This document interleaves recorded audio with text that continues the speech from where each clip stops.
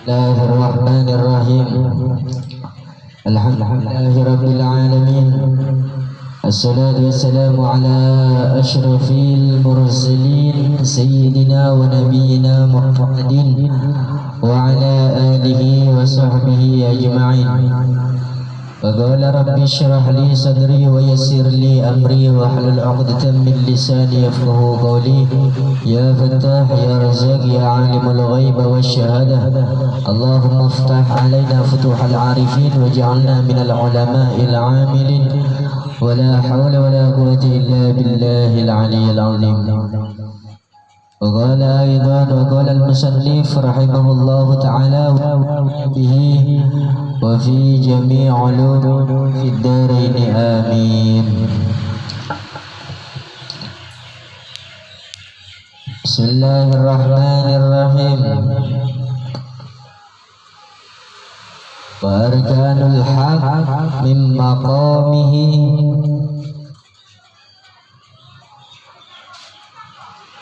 ثلاثة.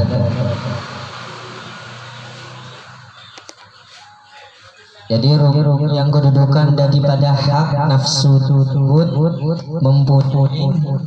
mempunyai 30. Kalau nafsu itu 3 bahagian disimpulkan, berarti barang siapa yang bisa menundukkan dan menaklukkan syahwat dan nafsu tersebut, dia juga akan mendapatkan 3 makom di sisi Allah Subhanahu wa ta'ala. Yang pertama apa? An-nafsul lawamah. Nafsul lawamah itu kemarin dikatakan bahwa nafsul lawamah itu adalah nafsu hayawan, nafsunya hewan. Itu adalah nafsu yang menyebabkan nafsu-nafsu lainnya berkembang yang dikhitab. Itu wilayah nafsu hayawan. Makomnya adalah nurul aqli, nur pada akal. Jadi kalau seseorang bisa mengendalikan nafsu lawamahnya, bisa menundukkan nafsu lawamahnya, dia akan mendapatkan makom di sisi Allah Subhanahu wa ta'ala, yaitu nurul aqli, nur cahaya pancaran keilmuan pada akalnya. Yang kedua, barang siapa pula yang bisa menundukkan daripada nafsu amarahnya, yaitu nafsu syaitan yang tidak mau akan kasih dan sayang, bisa dia tundukkan nafsu amarah ini, dia akan mendapatkan makom ainul yakin. Ain, mata. Ain itu mata, yakin itu pada hati. Jadi setiap pandangan musyahadah terhadap matanya memberi keyakinan pada hati. Yang ketiga adalah nafsu mutmainnah. Apa itu nafsu mutmainnah kemarin? Nafsu mutmainnah itu adalah wilayah akliyah yang telah suci daripada segala kekeruhan. Kalau seseorang itu bisa berpikir jernih, bisa berpikir tentang hal-hal kebaikan, bisa berpikir tentang hal-hal kebajikan, berarti makom nafsunya tersebut sudah nafsu mutmainnah. Makom daripada nafsu mutmainnah itulah yang disebut makom al-haq. Makanya terkadang guru-guru kita kalau di sekolah itu berdoa, Allahumma inni fahman nabiyyin wal mursalin. Begitu kata beliau. Maksudnya apa?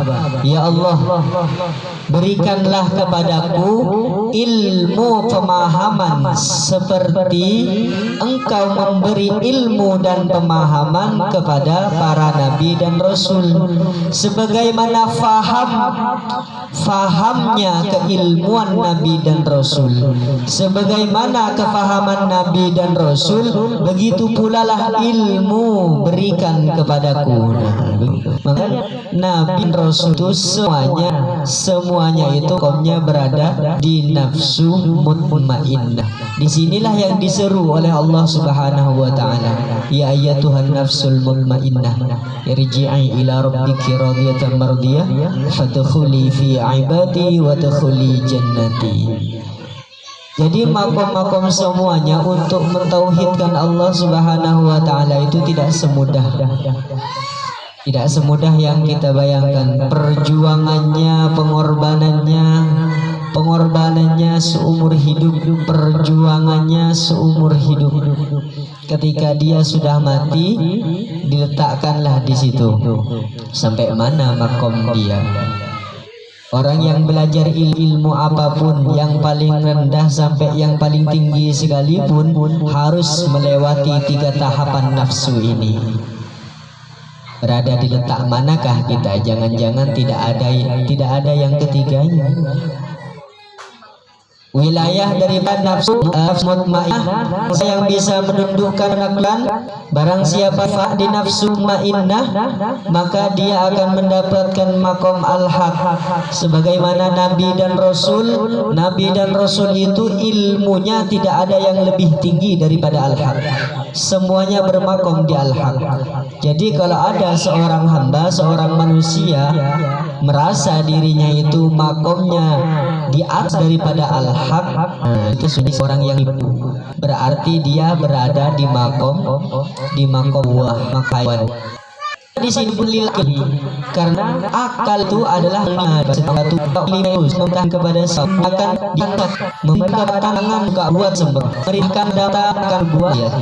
Meminta datanya telinga juga mendengar hal yang meminta kepada kaki akan melangkah ke tempat-tempat lihat. Meminta hati, maka dia merasa selalu merasa buruk terhadap siapapun. Jangankan ada orang buruk, ada orang yang baik sekali, bahkan orang itu benar sekalipun dia akan dimaki dan begitu kalau seorang berada di makom nafsu lawwam ini. Jadi tahapannya bagi orang ahlul hakikah yang menjalani hakikat yang sejati menuju kepada ilahi Rabbnya, 3 tahapan ini harus dilalui. Ini yang paling berat. Kalau misalkan akal kita suka lupa, akal kita suka tidak berfungsi, akal kita suka digunakan kepada hal-hal yang buruk, menipu, membohongi orang, mencemooh orang, merendahkan orang, menjatuhkan orang. Kalau difungsikan akalnya seperti itu, berarti dia berada di makom nafsu lawwamah, nafsu hayawan. Bagaimana yang sebenarnya kalau menundukkan nafsu lawwamah ini?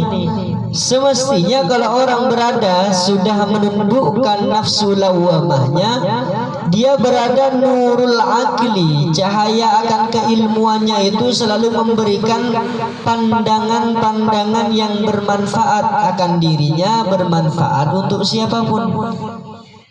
Akalnya selalu dipergunakan selalu untuk bermanfaat, tidak dipergunakan untuk mencari manfaat.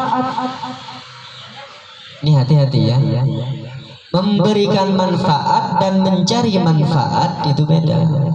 Memberikan manfaat itu terkadang diri kita ini sakit, terkadang diri kita ini susah, payah, menderita. Kenapa? Kemanfaatan dirinya dikasih untuk orang lain. Pasti dirinya itu sakit, terhina, rendah, kotor, dipandangnya pasti seperti itu. Kenapa? Kemanfaatannya. Kalau seseorang itu sudah memberikan manfaat terhadap siapapun, orang itu pasti berada di jalan yang selalu pandangan orang-orang yang ahli maksiat itu salah. Jadi kalau kita itu sudah berbuat hal-hal yang baik, berbuat hal-hal yang benar, berbuat hal-hal yang bijaksana, kita itu masih disalahkan, berarti jangan heran orang itu ahli maksiat. Makanya kalau para aulia min auliaillah itu selalu bersyukur kepada Allah. Jika perbuatan baiknya tidak dihargai, jika perbuatan bijaksananya tidak dihormati, jika perbuatan benarnya itu dicemoohkan, bahkan dicaci maki, beliau selalu bersyukur kepada Allah. Kenapa? Dia diketahui oleh Allah, dikasih ilmu oleh Allah, mengetahui yang sebenarnya ahli maksiat itu adalah orang-orang yang suka menyalahkan dan merendahkan di sisi lain. Kalau orang sudah bisa menundukkan nafsu daripada nafsu lawamahnya ini, dia akan selalu berpikir dan mengambil manfaat daripada setiap keburukan-keburukan yang ditunjukkan kepada dirinya sendiri. Makanya nurul akli ini harus fana fit tauhidillah, harus fana kepada tauhidnya Allah. Jadi makamnya kalau fana nurul akli ini, kalau seseorang mendapatkan makom nurul akli di sisi Allah, berarti dia sudah menundukkan nafsu lawamahnya, berarti berada di ilmu yang berapa dia itu sudah mendapatkan makom di sisi Allah Subhanahu wa taala, makom af'alullah. Setiap seseorang hamba yang dikaruniai oleh Allah Subhanahu wa taala nurul akli, dia akan selalu beraf'alnya Allah. Setiap perbuatan af'alnya, af'al itu perbuatan, setiap perbuatannya itu fana di af'alnya Allah. Setiap gerak-gerik dirinya itu fana di af'alnya Allah. Makanya akal itu menunjukkan kepada af'al, kepada perbuatan. Jadi kalau ingin mengetahui perbuatan kita itu baik apa buruk, maka ketahui pola pikir kita, sadari pola pikir kita. Kalau pola pikir kita itu licik, kalau pola pikir kita itu kotor, kalau pola pikir kita itu maksiat, selalu ingin menang sendiri, berarti diri kita itu sudah ahli maksiat. Bukan fana fil af'al lagi, tapi dia sudah terjebak dalam nafsu lawamah.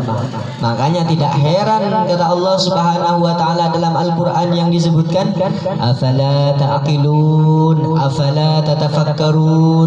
Kalian tidak berakal kah? Kalian tidak berpikir, kalian tidak merenungkan. Karena apa? Yang tidak mau berpikir dan tidak mau merenung itu cuma satu, apa? Hewan. Hewan itu tidak mau berpikir, maunya menang sendiri, maunya enak sendiri, itu hewan. Makanya dikhitab di dalam Al-Quran itu afala ta'qilun, afala tatafakkarun. Sebenarnya yang disifatkan hewan itu adalah manusia. Manusia yang suka membuat pola pikirnya itu ingin kepentingannya pribadi, bukan kemaslahatan umat, bukan masyarakat, tapi keuntungan pribadinya. Makanya dikhitab di dalam kitab hikam ini, itulah yang disebut hewan berjalan, kata beliau di sini. Hewan berjalan. Jika ingin mengetahui hewan berjalan, jika ingin mengetahui orang itu berada dalam nafsu lawamah, terhindar daripada nurul akli dan fana pada af'alnya Allah, maka seseorang itu akan selalu berpola pikir menguntungkan pribadinya. Tidak peduli orang itu jatuh, tidak peduli orang itu rendah, hina, dimusuhin, tidak peduli. Yang penting dirinya makmur, yang penting dirinya baik, yang penting dirinya untung. Nah, jadi jangan heran lagi kalau dulu kita melihat hewan itu apa? Kalau melihat hewan ternak itu dulu, kalau melihat hewan ternak itu sebagai hiburan untuk hati kita. Kalau sekarang tidak usah jauh-jauh mencari hewan ternak. Hewan ternaknya sekarang punya rumah besar. Hewan ternaknya sekarang punya bermegah-megahan, berlezat-lezatan terhadap duniawi, berpola pikir selalu untuk dirinya pribadi, tak mau memikirkan siapapun. Nah, itu hewan. Jadi jangan heran Karena hijab daripada untuk menuju kepada sisi Allah Subhanahu wa taala itu cuma satu. Apa? Syaratnya cuma satu, meninggalkan kelezatan duniawi. Kelezatan duniawi ini dia tinggalkan. Kalau kita ini merasa lezat, merasa nyaman, merasa nikmat terhadap duniawi, itulah makom nafsul lawwamah, makom hewan. Tapi orangnya belajar ma'rifah katanya, sekalipun belajar ma'rifah. Tapi orangnya belajar tasawuf, sekalipun belajar tasawuf. Orangnya belajar hakikat, sekalipun belajar hakikat. Orangnya selalu ke majelis katanya, sekalipun selalu ke majelis. Orangnya selalu datang ke tempat zikir, sholawat, istighfar. Orangnya tak lepas sholat 5 waktu, puasa sunnahnya jalan, puasa Daudnya jalan, sekalipun. Tak peduli itu apa yang dia perbuat. Kalau pola pikirnya licik, kotor, ingin menjatuh dan menjatuhkan diri daripada diri orang lain, saudara-saudarinya, maka itu nafsu lawwamah, nafsu hewan. Kalau seseorang sudah menduduki nafsu hayawan ini, dia tidak akan mendapatkan nurul ilmu, nurul akal terhindar. Tapi orangnya pinter katanya, pinter kan, berbicara pinter, berdebat pinter, hafal Al-Quran, hadis bisa, bahkan dengan tafsir-tafsirnya. Disitulah seseorang yang sudah tertipu. Kalau memang benar-benar akalnya itu daripada sisi Allah Subhanahu wa taala, semestinya dia tidak menduduki nafsul lawamah, yaitu nafsu hayawan. Nafsu hayawan. Kalau memang dia benar-benar menghindari nafsu lawamah, menaklukkan dan menundukkan nafsu hayawan ini, dia semestinya tak apa-apa sakit asalkan orang lain sehat. Pola fikirnya ini belum beramal lagi, ini belum pola fikirnya. Jadi seseorang itu kalau sudah berpola fikir seperti itu, dia akan beramal amalnya, af'alnya Allah. Setiap af'alnya itu af'alnya Allah. Kalau sudah beraf'al-af'alnya Allah, timbullah di sini yang kedua, yaitu ainul yakin. Apa yang disebut ainul yakin? Yaitu makom daripada penaklukan nafsu amarah. Barulah bersifat daripada sifatnya Allah Subhanahu wa taala, yang bersifat 99 sifatnya Allah Subhanahu wa taala. Rahman, Rahim, Malik, Kudus, Ghani, Mughni, Ahad, Wahid. Bahkan ketauhidan kita ini kan, ini besok 17 Agustus. Pernah tahu enggak sejarah 17 Agustus tentang ketauhidan Allah Subhanahu wa taala yang dibuka sejarahnya oleh para aulia Allah? Enggak pernah tahu kan? Sekarang kita buka 17 Agustus hari kemerdekaan versi Islami. Versi Islami. Agustus itu bulan berapa? Bulan 8.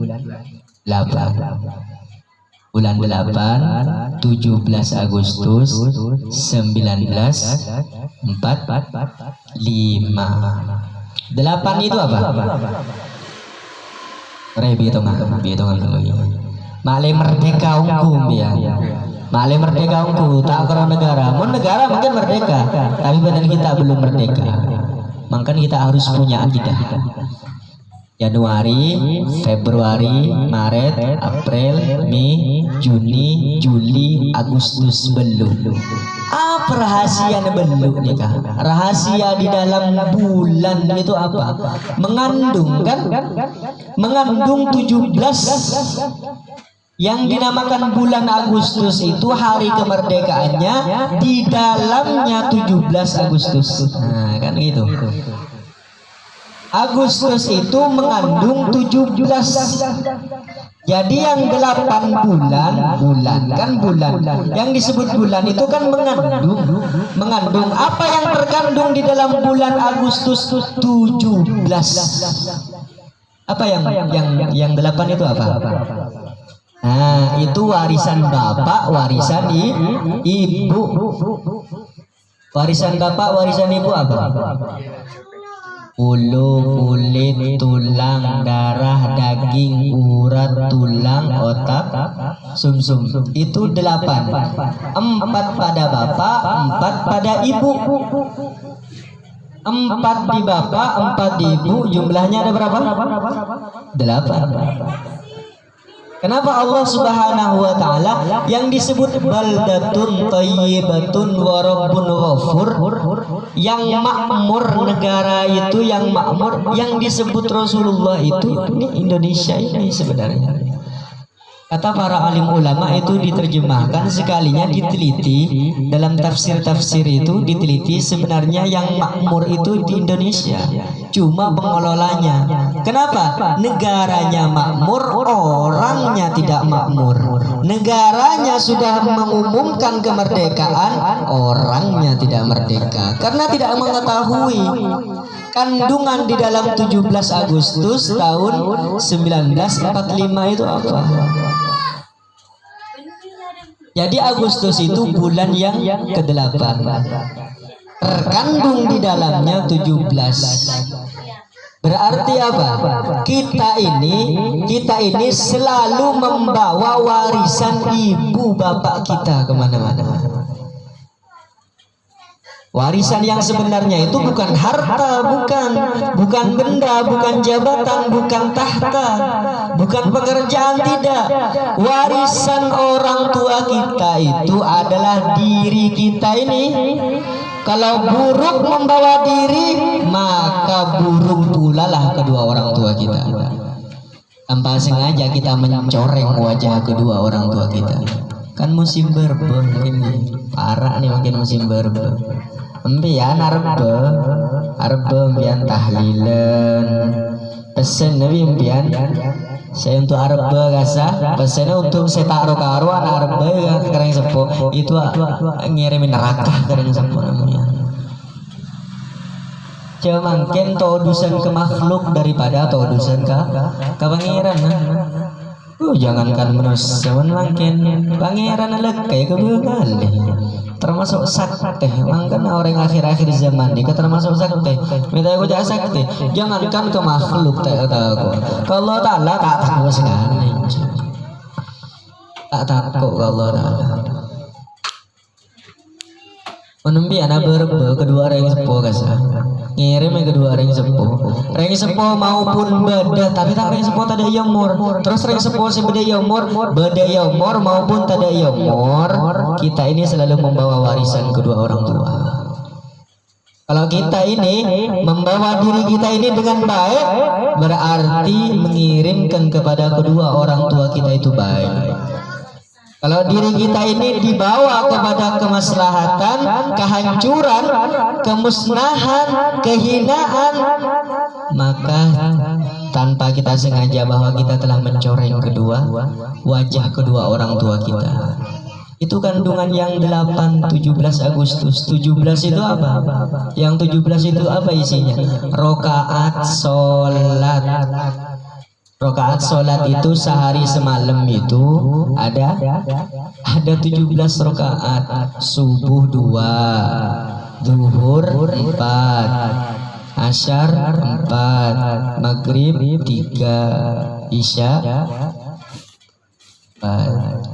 Sholat yang 5 waktu itu dijumlahkan semuanya 17.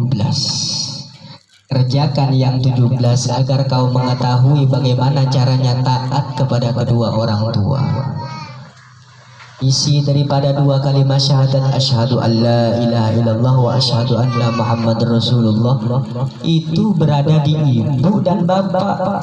Asyhadu an la ilaha illallah lil wujudnya adalah ibu. Wa asyhadu anna muhammadar rasulullah itu lil wujudnya adalah bapak. Justru itu kenapa yang cari nafkah itu bapak, yang bertanggung jawab itu bapak Rasulullah. Embu apa? Kasih sayangnya. Mangkana mun bisa gasa emak gasa bapak gasa abri nasihat ka embu gasa abri nasihat ka nak foto ka itu jalan. Karena apa? Reng sekolah ini kan sibuk secari ya, cari nafkah, berpikir ini, berpikir itu. Jadi sambil ingat hal-hal nikah. Kita ini selalu membawa warisan kedua orang tua kita. Jangan sampai dilalaikan, jangan sampai diterbengkalaikan, jangan sampai. Impian nggak apa-apa impian ahli ibadahnya ahli sholatnya makanya mun ala dan ridullah fi ridul walidain wa suhtullah fi suhtil walidain. Ridhonya Allah menunggu ridhonya kedua orang tua, murkanya Allah karena murkanya kedua orang tua. Tak kira gelem merdeka udah impian, tak kira gelem beda ketenangan, tak kira gelem beda kesuksesan gelem odi selalu bosan. Saya sebut sukses ke sana apa? Sukses ke soki kah, harta banyak kah? Sukses ke situ, cepon hikam. Kita kan bicara kita hikam, tahun yang menurut versi lain. Sukses itu satu ketenangan. Onki posang, ruwet, gelisah, harta begini pumpian, benih soki dan hikam miskin. Semestinya orang yang tambahan di dunia, menguasai dunia, memegang dunia, tambah bunga, tambah jemper adena karena manfaat aki untuk siapapun yang membutuhkan dan memerlukan. Angkana kibah ongku warisnya kedua orang sepuh. Kibah kemaksiatan empian berarti tak menjaga amanah daripada kedua orang sepuh. Betul-betul seru kelakon ni baju 1945. Satu itu ketauhidan. Kalau memang benar-benar kita bertauhid kepada Allah Subhanahu wa taala, nyatanya sholat 5 waktu, buktinya ketaatan kepada kedua orang tua. Kalau seseorang itu sholat 5 waktunya itu benar kepada orang tuanya, itu pasti taat orang tua. Kalau taat kepada kedua orang tua, sholat 5 waktunya pasti dia kerjakan. Kalau seseorang itu kadang kepada orang tua taat, kadang tidak, kadang sholat, kadang tidak, ini tidak ada keakuran keduanya. Soalnya syarat kepada 2 kalimat syahadat itu terkumpul dan terhimpul dalam sholat. Terjadilah di situ ketauhidan Allah yang dinamakan satu. Kan 1945. 9 itu apa? 9 itu tingkatnya ilmu. Tingkat ilmu itu bukan 4, 9. Syariat, thariqah, hakikat, ma'rifah, syahadah, kalam, ghaib, laisa, inna lillah wa inna ilaihi raji'un ma'at. Mensampaikan tingkat nikah hadis bersimpul pula lah saya nyamai 4 ben sanga ki buruk sanga boleh hasil 4 ben lemak sanga ki. Jadi 99 asmaul husna. Seempaan ki buruk apa? 4 itu setiap kita melangkah kemanapun, jika lepai ketauhidna Allah, jika lepai amanahnya Allah, jika lepai amanahnya kedua orang sepuh. Apa seempat ki buruk? Ada budi kanan kiri. Dema baik kita mangkat, berada dimanapun kita, bersama siapapun kita, selalu bawa ketauhidan kepada Allah. Jangan lupakan sholatnya, berbaktilah kepada kedua orang tua. Nah itu 4. Yang 5-nya apa? Baru dinamakan syarat rukun Islam. Yang 5 itu rukun Islam. Makanya Pancasila itu 5. Pancasila itu diambil daripada rukun Islam yang 5. Itu para ulama-ulama kita tuh tamun semangkin empian habaib mangkin. Mun habaib lambo nyimpen sama sekali. Soalan apa? Mun simpen lebih murni mun buka terbongkar ada. Keistimewaan khususiyat ke Allah Subhanahu wa taala tekor. Mun simpen jen tambah murni. Saya nyamai Islam itu apa? Selamat pandangannya, selamat langkahnya, selamat tanangnya, selamat rasanya, selamat pola pikir, selamat ketauhidnya, selamat syariatnya, selamat torikohnya, selamat hakikatnya, selamat ma'rifahnya, selamat sampai mati harus selamat luar dalam. Sirnya harus selamat. Beda sir tidak selamat beda ke ma'rifah tidak selamat beda tingkatan ma'rifah saya cuma pengatero aja gini tero nih nggak ke Allah. Nah sini kayak itu ma'rifahnya mana benilah fidandu sama sekali. Jadi esena 17 Agustus 1945 itu berada di diri kita. Kalau ingin merdeka tergantung diri, kalau ingin tidak merdeka tergantung diri. Kalau ingin merdeka, lakukan taat kepada kedua orang tua, jangan lupakan amanah orang tua, berbakti taat kepada orang tua sekalipun meninggal, amanahnya orang tua selalu berada di diri kita. Warisan kedua orang tua selalu ada di diri kita. Kerjakan sholat yang 5 waktu, karena itu isyarah sebagai sejarah agar kita mengingat-ingat. Itu kan api, itu kan isyarah. Berdiri itu api, ruku angin, duduk sujud itu tanah, duduk itu air. Jadi di dalam nasar tubuh kita ini itu ada 4, api, air, angin, tanah. Itulah kenapa sholat 5 waktu itu jangan pernah dilupakan. Yang kelimanya apa? Yang kelimanya diri, berada di dalam diri nasar itu. 17 Agustus 1945. Nah itu versi Islami. Versi Islami. Para pedatuan kami itu dulu ngajarin seperti itu. Itu semestinya sekarang yang punya anak, yang punya keturunan, yang punya keluarga tetangga, merdeka aslinya merdeka itu diri yang harus dimerdekakan dari hawa nafsu. Diri yang harus dimerdekakan daripada keangkara murkaan. Diri yang harus dimerdekakan. Kalau diri ini merdeka, maka negara kita merdeka. Makanya kirimin gasa pernah orang tanya ke bola, tiang alam redim ada ya, minta dikerupuk. Tiang alam nikah, tiang alam nih, tiang alam nih kita manusia. Ibarat Roma jaga bayi manusia. Pak la rosa pronto ancur teh becek maka terus ancur terus rosa. Tergantung manusia. Mun manusia becek maka baik pula alamnya. Jangankan negara, alamnya merdeka, alamnya baik, alamnya makmur. Kalau manusianya sudah tidak tahu maksiat lagi, apa maksiat ini beda maksiat. Sudah tak tahu dosa boleh, ada dosa je kok. Tak tahu haram boleh, ada haram. Mau mari pati beda haram asik. Kapan lah sakit beri timba musibah, waktu nah tu haram nampak lah tu. Ibri sakit ya Allah Taala. Aduh sakit. Ibri musibah atau terkenal kata baju. Ibri musibah. Aduh dah orang berpikir. Itu haram jelas tu lah. Saya kocak haram tu rasa sakit. Saya kocak dosa tu belisen saya salah.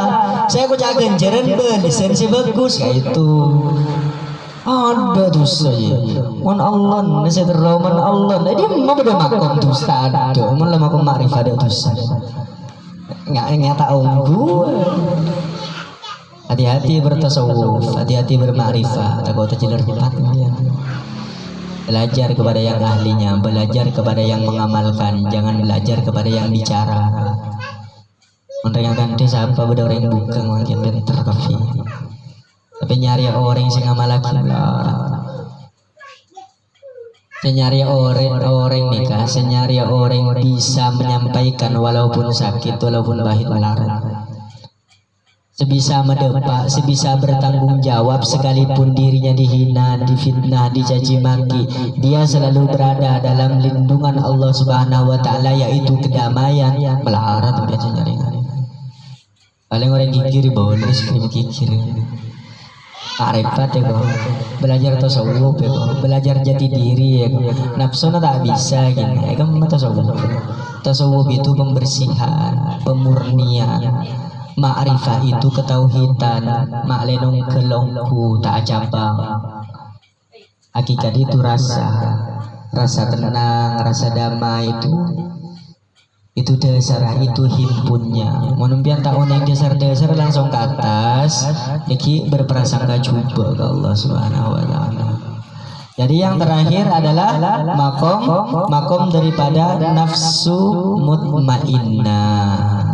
Nafsu mutmainnah. Nafsu mutmainnah nih kaki keliru kita kan tuh ya pun. Cuma yang paling selamat nafsu adalah nafsu mutmainnah. Saya sebut lagi dalam Al-Quran. Tapi nafsu mutmainnah nikah mun dirinya merasa tenang dengan perjuangan dirinya merasa tenang dengan kehadiran dirinya, dengan pengorbanan dirinya, dia lupa akan hak Allah Subhanahu wa taala yang memberikan anugerah sehingga dirinya bisa tenang, dia lupakan itu, maka dia selamanya tidak akan mendapatkan makom al-haq fillah. Amanahnya Allah itu tak akan pernah sampai kepada dirinya.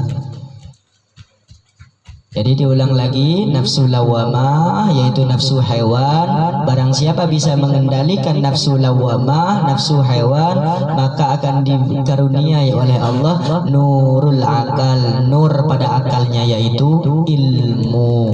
Yang kedua adalah nafsu amarah. Barang siapa yang bisa dan mampu menundukkan dan mengendalikan nafsu amarahnya, dia akan mendapatkan makom di sisi Tuhannya yaitu makom ainul yakin. Yang ketiga yaitu nafsu mutmainnah. Kalau dirinya sudah membuang rasa pengakuan mutmainnahnya, maka dia akan mendapatkan makom al-haq. Makom nurul yakin berada di af'alullah. Makom daripada ainul yakin berada di sifatullah. Makom haqqul yakin berada di zatullah. Barakallahu fikum wa fi umri jami'an kullu. Semoga bermanfaat. Mohon maaf kalau ada salah hilaf. Barakallahu fikum. Al-afwu minkum. Al-Fatihah.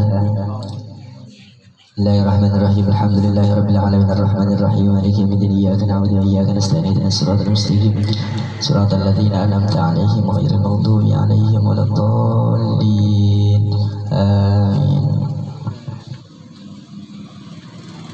A'udzu billahi minasyaitonir rajim. Bismillahirrahmanirrahim. Alhamdulillahirabbil alamin arrahmanir rahim maliki yaumiddin iyyaka na'budu wa iyyaka nasta'in ihdinas siratal mustaqim siratal ladzina an'amta 'alaihim ghairil maghdubi 'alaihim waladdallin. Amin. Bismillahirrahmanirrahim. Qul huwallahu ahad, Allahus samad, lam yalid wa lam yulad wa lam yakul lahu kufuwan ahad. Bismillahirrahmanirrahim. Qul huwallahu ahad, Allahus samad, lam yalid wa lam yulad wa lam yakul lahu kufuwan ahad. Bismillahirrahmanirrahim. Qul huwallahu ahad, Allahus samad, lam yalid wa lam yulad wa lam yakul lahu kufuwan ahad.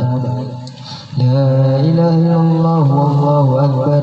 Bismillahirrahmanirrahim. Qul a'udzu birabbil falaq min syarri ma khalaq wa min syarri ghasiqin idza waqab wa min syarri nafasati fil 'uqad wa min syarri hasidin idza hasad. La ilaha illallah wallahu akbar. Bismillahirrahmanirrahim. Qul a'udzu birabbin nas, malikin nas, ilahi الناس من شر الوسواس الخناس الذي يوسوس في صدور الناس من الجنة والناس. لا إله إلا الله والله أكبر ولله الحمد. الله لا إله إلا هو الحي القيوم لا تأخذه سنة ولا نوم له ما في السماوات وما في الأرض. من ذا الذي يشفع عنده إلا بإذنه يعلم ما بين أيديهم وما خلفهم ولا يحيطون بشيء من إلا بما شاء وسع كرسيه السماوات والأرض ولا يؤوده حفظهما وهو العلي العظيم. أفضل الذكر فاعلم أنه لا إله إلا الله. لا إله إلا الله.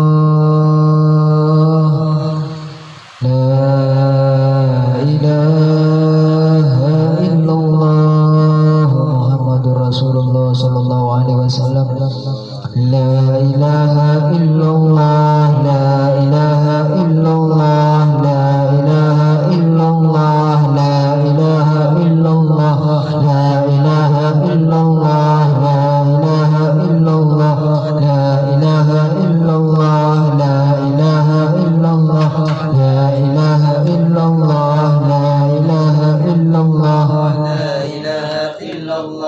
لا إله إلا الله لا إله إلا الله لا إله إلا الله لا إله إلا الله لا إله إلا الله لا إله إلا الله لا إله إلا الله لا إله إلا الله لا إله إلا الله محمد رسول الله صلى الله عليه وسلم لا إله إلا الله لا إله إلا الله لا إله إلا الله لا إله إلا الله لا إله إلا الله محمد رسول الله اللهم صل على محمد اللهم صل عليه وسلم اللهم صل على محمد اللهم صل عليه وسلم اللهم صل على محمد يا رب صل عليه وسلم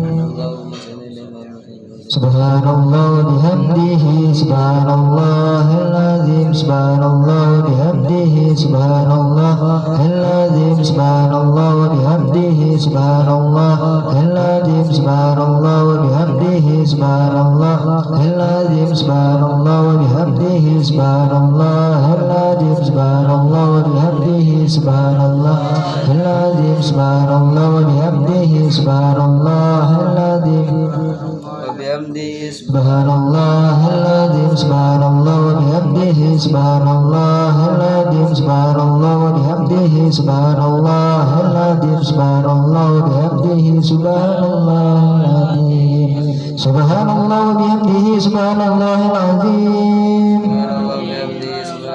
سبحان الله وبحمده سبحان الله العظيم سبحان الله وبحمده سبحان الله العلي العظيم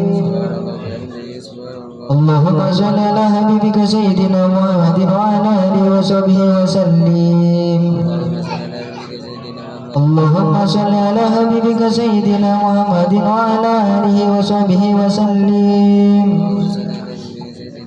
اللهم صل على حبيبك سيدنا محمد وعلى آله وصحبه وبارك وسلم أجمعين يا الله يا الله يا الله يا الله يا الله يا الله يا الله يا الله يا الله يا الله يا الله يا